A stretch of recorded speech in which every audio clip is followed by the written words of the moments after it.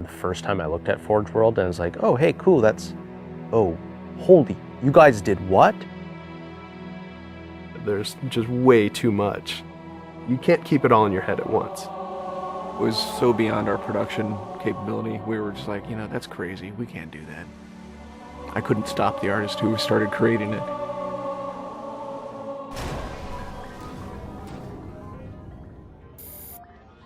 Forge is our editing tool that players can build their own maps. I mean, at its core, it's a map editor.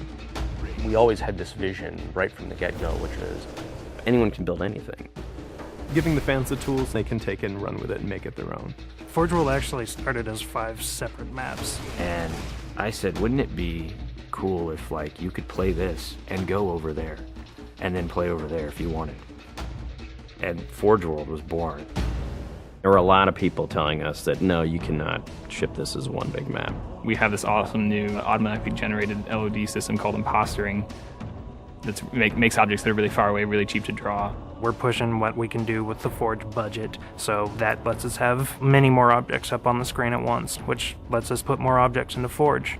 Interesting to take the Banshee or Falcon out for a spin in Forge World, because it actually takes a while to get from one end to the other. The second you come into this space, you should know that you're on Halo. Our old friend, the Forerunners, come back, because the Forerunners create all sorts of cool, interesting pieces of geometry. We wanted to give people a variety of locations that they could forge in a different way. So a gulch, an island, an interior, a very small outdoor pocket, and then the rock, which was kind of based off Ascension.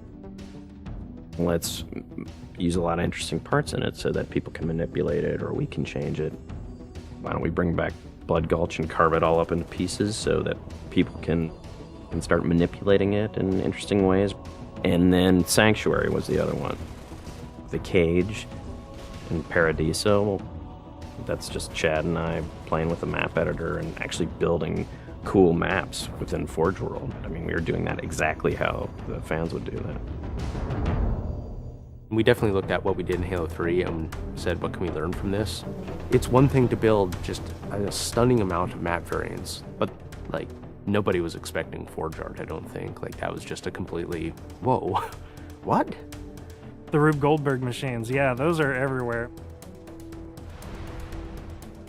In Halo 3, it was cool that you could move things around, but it was still kind of clunky.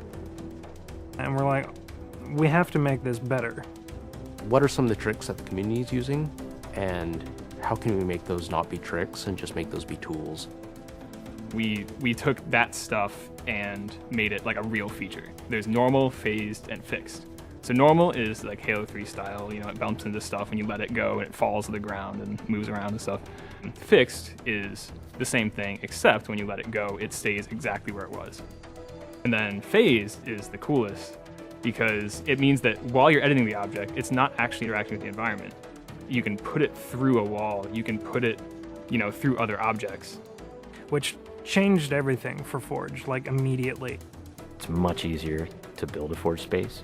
There's snaps and rotates and degrees and units that you can move things. You can be very precise. The camera controls, it's actually really good for object placement because like little touches on the stick don't translate into really sudden jumpy movements. And then we also have a fine editing mode. You click the stick in and then your camera starts moving very slowly. You're not spending like 3 hours trying to get one block to line up directly to 3 other blocks. You can select individual objects and say, get rid of all the objects of this type. So if you're trying to get rid of all the spawn points on a map because you want to go and replace all the spawn points, you can do that. You can do custom colors. You can take these Forge pieces and say, hey, that's blue. So the blue base can truly look like the blue base. Reach's expanded sandbox includes new things like, you know, jetpacks. And if people want to build some sort of 3D map and really make use of the jetpack, they can do that now. Custom game options and Forge go together like peanut butter and jelly. You're able to do things with game types that people might not even expect. My favorite example is King of the Hill, where the warthog is the hill. I'm super excited to see what people do with it when it goes out, because there's so much crazy stuff in there that's amazing. We are shipping maps on the disc that we made in Forge ourselves. So The tools are there. If you have the time and the talent, you can make it. The community is just going to outstrip us and spank us. With the new tagging system, you can save a Forge variant, you can post it to your file share, and then you can say, you know, sweet new map. Things that are good are downloaded by a lot of people and passed around to a lot of people, and that makes the really sweet stuff bubble up to the top. I'm looking forward to what the next big community game type is going to be. We realized that Reach was our swan song to Halo, and what better way to do that than to let people do what we've been doing all along, which is creating new cool maps. It's nice to go out with a bang, and this is a pretty big one.